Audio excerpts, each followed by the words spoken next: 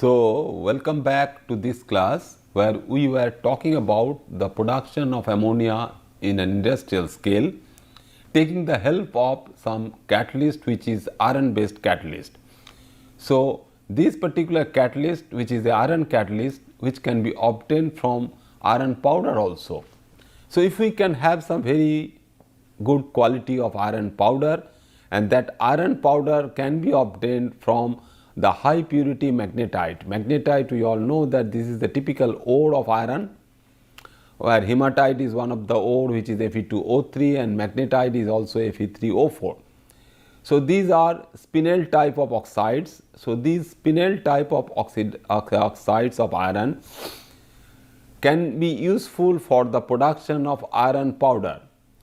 So, what we get, the reduction of this particular magnetite will give you the iron powder and very fine particles of those iron metals. That means the pulverized iron metal, if we can have a not very good quality of iron metal in our hand, initially we can bond it. We can bond it to give you the magnetite of a definite particle size, because all these particle sizes are important. Because the usual particle size, depending upon these particle sizes, we can have the typical surface area, that means the amount of area which can be covered by a mono layer of all those particles, all those catalyst particles. So, a required amount or required size of these particles will be useful for making this particular catalyst. So, what we do now, we can have a right size of magnetite particles in your hand, because in laboratory scale we can also synthesize all these useful magnetite particles nowadays. In the era of your nanoparticle productions, in the regime of your nanoparticle productions from the simple iron salts, that means the iron as ferric chloride or iron as some other salt like ferrous sulfate or the iron alum, we can use the typical iron for making our desired sizes or desired quality of nanoparticles in our hand. So, if we can have these magnetites as some good particles or the nanoparticles sometimes of definite size, which will be then reduced. So, the reduction of Fe2, Fe3O4 will give us the Fe, but what we can have, the resulting catalyst particles consist of a core of magnetite, because on the surface if we can have the reduction, so that encases is a cell of woodstite. So, woodstite is the FeO, that means we can have a partial reduction, because Fe3O4 is a corresponding magnetite can have both ferrous state as well as the ferric state in our hand. But if we can go for the typical reduction of these ferric state to the ferrous state as well as the ferrous state already present in it, we can have a woodstite layer of that which can be considered as a cell of that, which is surrounded by an outer cell of catalytically active alpha iron. So, the outer cell which is there, so core is magnetite, then we have a one particular cell which is of FeO cell, and finally we can have the alpha Fe. So, is basically a 3-layer catalyst system, and which is also very much useful, because whatever surface generated alpha iron we generate, that will be useful for our conversion of your ammonia production. So, in this way we basically prepare this particular catalyst. So, production of this particular catalyst is also an integral part for the production of ammonia industrially. Then we can just see that once we produce this ammonia, that the formed ammonia which can either be liquefied, because it is a gas, how we can transfer from one side to the other, because sometimes ammonia can be utilized as a direct fertilizer to the soil also. So, if we can take it in the gas, it will be liquefied first like that of your LPG cylinder, or it can be dissolved in water to form a saturated solution of ammonium hydroxide, because the concentrated ammonia solutions, or we call it as a liquor ammonia. So, that liquor ammonia can be very useful material consumed by all different types of industry which are dependent on the nitrogen. So, is basically a very useful or a very basic nitrogen based compound which can be utilized for all other purposes. So, when we dissolve it, we should get a very saturated solution, very much saturated solution, and that saturated solution having a specific gravity, because it is not so easy to achieve a specific gravity high enough like that of your 0.88. So, special conditions are required such that we cannot have the diluted version of it. So, a highest level of specific gravity of 0.880 can be achieved for the production of your ammonium hydroxide. Now, we just see that how we can utilize this ammonia. So, from nitrogen we are having in our hand N2 to NH3. Now, how we can use directly from your nitrogen or from ammonia the NH3, another value added molecule which is very much useful for industrial point of view is our hydrogen. Because from academic point of view also the molecule hydrogen is also very much industry, but from industrial point of view, how we can make this particular hydrogen, which is a very simple molecule where we can have a nitrogen-nitrogen single bond. What earlier we know that the dinitrogen molecule, the dinitrogen is the nitrogen gas where we can have 3 nitrogen-nitrogen bonds. So, nitrogen-nitrogen triple bond making that particular nitrogen molecule is very much inert, which is not at all a very reactive species. So, that is why we can use for different types of reactions in the laboratory reactions the nitrogen as the corresponding reaction blanket, the inert atmosphere what we can maintain through nitrogen. So, once we break all the 3 bonds between these 2 nitrogens and we add on each nitrogen 3 hydrogen atoms, we get the ammonia molecule NH3.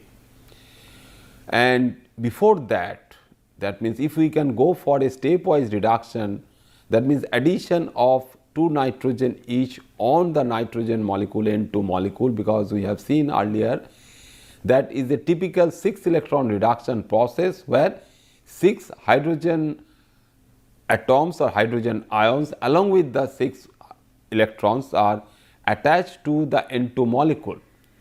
So, if we just basically lose the triple bond between these 2 nitrogen, we will be ending up with a double bonded nitrogen having basically 1 hydrogen on the each side of this thing. In the next step, another 2 electron reduction will give you a nitrogen-nitrogen single bonded species with 2 more hydrogens attached to each nitrogen. That means 2 plus 2, 4 hydrogens we are attaching on the dinitrogen molecule, giving us this particular molecule which is known as hydrogen. So, hydrogen is your N2H4, and if we see that earlier we have a triple bonded system, that means nitrogen-nitrogen triple bonded system between 2 nitrogen. Now, we have the nitrogen-nitrogen single bond, so it is only 145 picometer, the nitrogen-nitrogen distance and the nitrogen-hydrogen distance, which is little bit higher than that of your carbon-hydrogen distance of 96 picometer, which is 102 picometer. So, what about the corresponding physical characteristics of the hydrogen molecule? The hydrogen is basically a colorless liquid which having a boiling point of 386 K and which is miscible with water. So, if your hydrogen molecule is not very much stable towards some thermal shock, towards the corresponding sunlight and all these things, it can break. And sometimes it can so happen that it can go for some explosive reactions. So, it is always very easy or always to get a very safe solution like that of your dissolution of, just now we have seen the dissolution of ammonia to water giving you a saturated solution of ammonium hydroxide. So, similarly, if you have the hydrogen in your hand, so that hydrogen you can dissolve it or you can pass it into the water molecule, and if that is also crystallizable or it can have some other thing which can be considered as a adduct of water molecule, that means N2H4 dot H2O, we can call it as a hydrogen hydrate, which is commercially available to us, and for laboratory use or laboratory sake of other reactions or laboratory purpose, we use basically instead of this colorless pure liquid of hydrogen, where the concentration is higher, we can use a little bit diluted one, which is your hydrogen hydrate, and which is also soluble in different organic solvents. So, if we can use that which is soluble in water, giving you a water hydrate, which can also be soluble in your different organic solvents like acetonitrile or dichloromethane or chloroform. So, that organic solvent can be utilized as a solution for transferring your hydrogen to some reaction. Then we see most important thing for that is that if we can have some alkyl derivative, how we get that alkyl derivative is a very important question to be asked.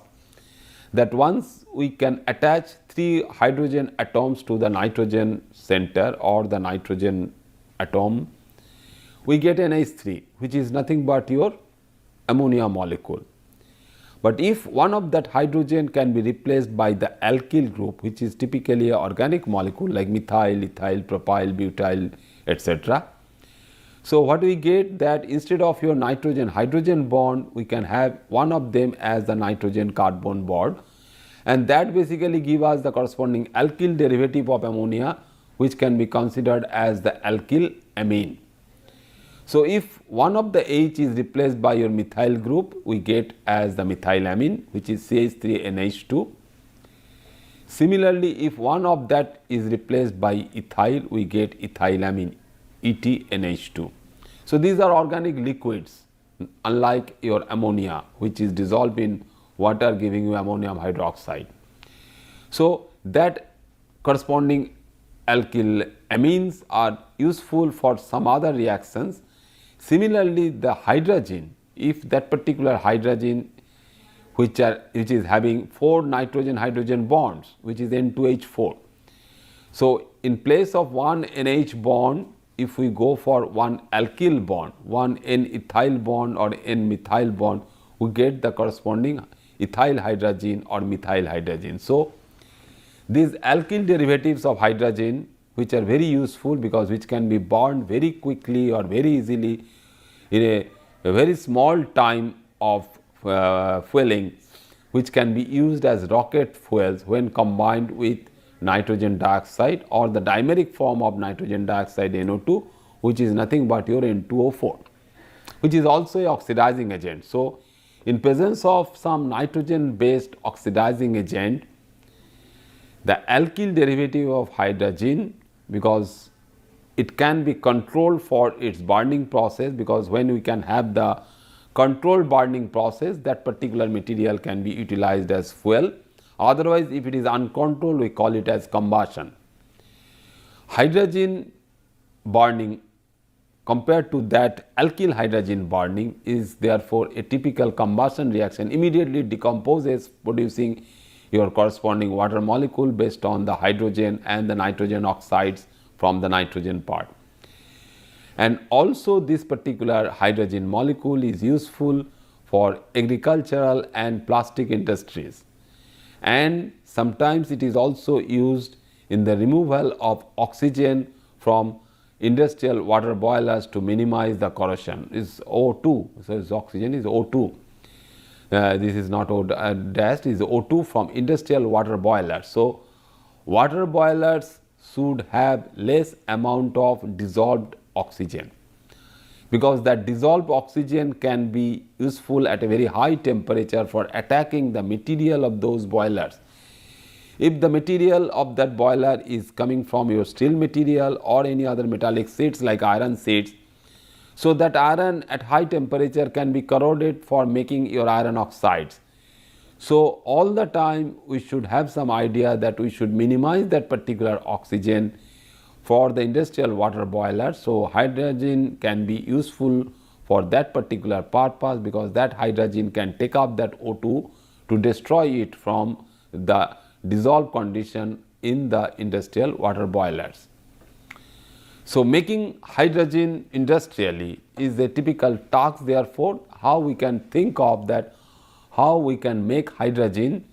So, one such is a typical Raschig reaction. So, is well known and a very famous and a very old one for during the last about 100 years we are using this particular one, but still it is very much useful for making hydrogen to us. So, this rustic reaction is basically nothing but the basis of the industrial synthesis of hydrogen, where we can go for a partial oxidation of ammonia. So, partial oxidation means how we can go for a oxidation, and that oxidation is not a simple attachment of OH to your NH3. That we will also see that what other type of thing we can achieve through that, because the replacement of one NH bond of ammonia by NCl bond now, because other sort of oxidation can also be achieved where replacement of one of the NH bond can by an OH bond. That will also a other type of molecule that we will also see. So, if we use sodium hypochlorite for the preparation of hydrogen, so in the first step, this is the first process also. So, in the first step, the very first reaction is for the formation of chloramine. It is nothing but NH2Cl is their chloramine formation, ammonia which having one less NH bond, and instead of that you can have one NCl bond and one molecule of NaOH. So, what we can do in the second step, basically the product of these two, that means the NH2Cl and NaOH, is further reacts with other molecule of NH3. So, what is basically happening there, that you can have NH2Cl, so NCl bond is there available. So, that NCl bond is basically attacking your other NH3 molecule, forming a basically NN bond. So, the NN bond formation, so we are basically moving from a reverse direction, from a reverse side, basically a different pathway is following. Instead of thinking in terms of your reduction of 3 bonds between 2 nitrogen in a stepwise manner, we cleave it for ammonia production, because we are having ammonia in a plenty amount in our hand. So, from that ammonia, basically again we are trying to build the thing, that means we are trying to attach 2 ammonia molecule, giving you 1 nitrogen single bond. So, this basically gives us that N2H4, that means the hydrogen molecule itself, and that hydrogen molecule along with NaCl and water is the slow step. Basically the second step is therefore a slow step for the production of your hydrogen. So, when we basically use ammonia, so ammonia is your starting material or the corresponding bulk material which can be utilized for the production of hydrogen, we use the sodium hypochlorite. So, the stepwise we will see that we can have this. So, in the first step it is the sodium hypochlorite preparation, that means sodium hydroxide, when chlorine is passed through a saturated solution of or a highly concentrated solution of sodium hydroxide, we produce sodium hypochlorite, and then the 2 other steps what we have just now discussed. So, overall what we are getting basically, if we start only with ammonia and we allow the reaction with the chlorine oxidation. So, that is also another procedure for making hydrogen, not that you have to buy sodium hypochlorite, because sodium hypochlorite is also available in the market, but instead of using sodium hypochlorite we can use directly the alkaline solution of chlorine gas. So, chlorine can also be passed over that particular ammonia in presence of a strongly alkaline solution or alkaline medium with respect to sodium hydroxide, not potassium hydroxide or any other hydroxide, because this particular removal of sodium chloride is easier for this particular step, giving you N2H4, 2 molecules of NaCl and 2 molecules of water. So, that basically gives us a particular process where we utilize this particular production of hydrogen. Then another process, the second process, when we do not have the source of the starting material for hydrogen preparation, that ammonia. So, instead of ammonia sometimes urea can also be available, because we all know that from ammonia we make urea, but people also have tried that whether we can have some amount of urea, or urea is also in a plenty amount. So, urea can also be taken into account because this urea molecule, as we all know, that urea has NH2 CO NH2. So, in between two NH2 groups which are being utilized for making that NH2 NH2 bond, that means NN bond, for giving you this particular hydrogen molecule, in between you have the CO function. So, that CO function can be removed from there as a carbonate. So, this CO of this urea can be removed as carbonate when we react it with again hypochlorite solution. So, sodium hypochlorite solution again in a strongly alkaline medium can be utilized for the production of your hydrogen in a different route. And definitely why we are trying this urea process compared to the previous one where we are ammonia we are utilizing. The advantage of this process is that the avoidance of a large excess of ammonia, because handling of the ammonia and utilization of this ammonia and use this ammonia is sometimes is very difficult, and the reaction goes at atmospheric pressure.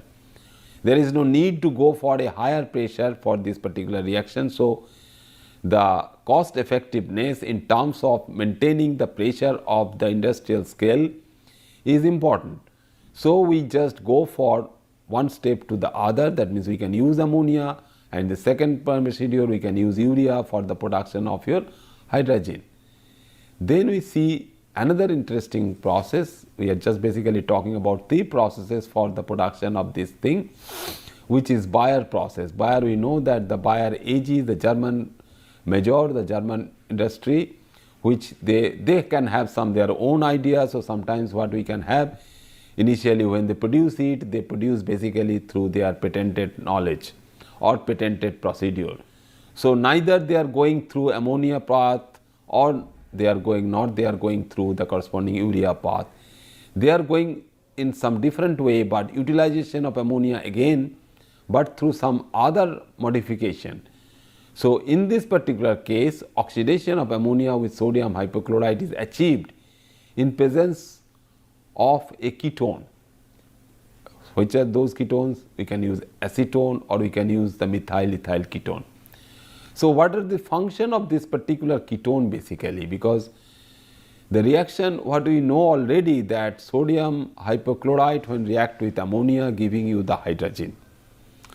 So, in situ when hydrogen is formed, that hydrogen is being trapped by two molecules of acetone from the two ends basically.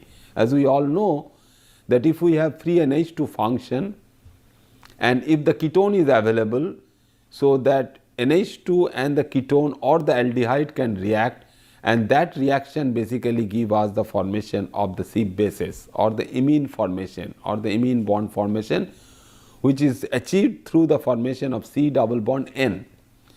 So, the hydrogen can have two double-ended NH2 on the right hand side and NH2 on the left hand side.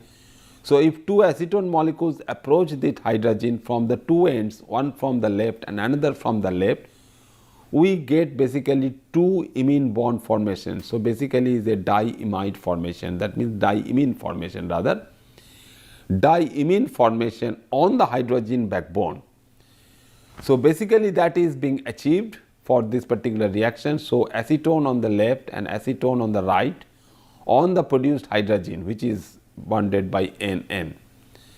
So, this is basically the corresponding agene we call, because basically a C double bond N on the left and basically another C double bond on the right. Instead of talking in terms of is the agene, is a diagene. So, diagene of acetone is formed along with NaCl and water molecule. So, the second step is the hydrolysis step. In that particular step, we go for the hydrolysis of the acetone agene or the acetone diagene, giving hydrogen and acetone back. So, it is basically a typical purification process, and the formed hydrogen is being trapped by the acetone, and we can purify it from the contamination of NaCl or any other thing or any other starting material, because this is the intermediate, that means the diagene is the intermediate which is being hydrolyzed for the formation of hydrogen N2H4 and the acetone back.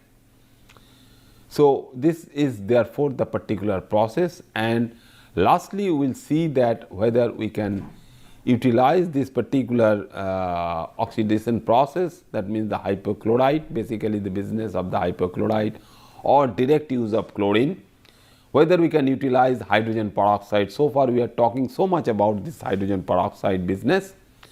So, whether we can directly use hydrogen peroxide for oxidizing agent and use of ethyl methyl ketone. In the Bayer's process, what we have seen that we can use acetone as well as the ethyl methyl ketone because it has a different type of stability, because it is asymmetric, is not symmetrical or unsymmetric ketone.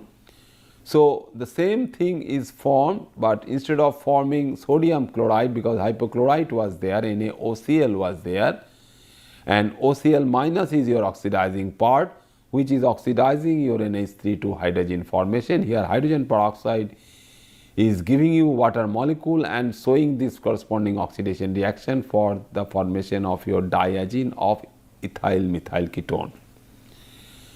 Then we can have this particular diazine, and like our previous case or the previous process, we go for the hydrolysis of the methyl ethyl ketone, diazine yielding hydrogen and the corresponding ketone back. Then we just can see, and we can continue to our next class, that whatever we are talking in terms of the corresponding formation of our chloramine and hydroxylamine.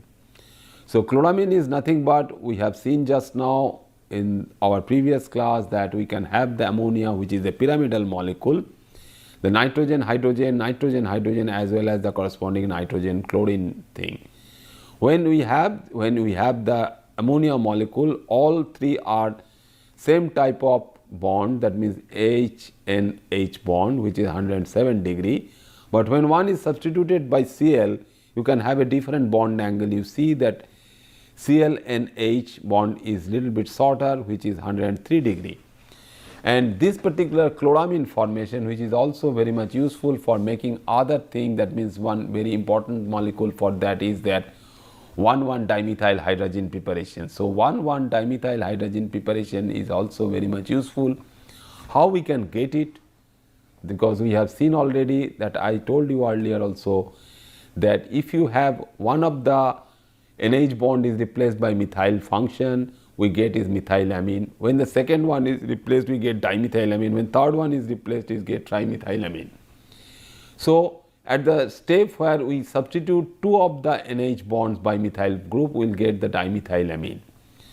So, dimethylamine, that means the one part of this, in place of use your ammonia, we have this dimethylamine. So, one part will be converted to your dimethyl part, and if we take or if we use the other part as your NH2 function, we get the corresponding one as 1,1-dimethyl hydrogen molecule, which can have some corresponding controlled burning process, that means which is not a typical combustion or a burning process, but which can give you energy for fuel purpose for propelling your rocket. How we can make that particular hydrogen out of this? So, for that basically we can have to use the corresponding chloramine, and that particular chloramine is unstable and violently explosive. So, this cannot be your fuel also.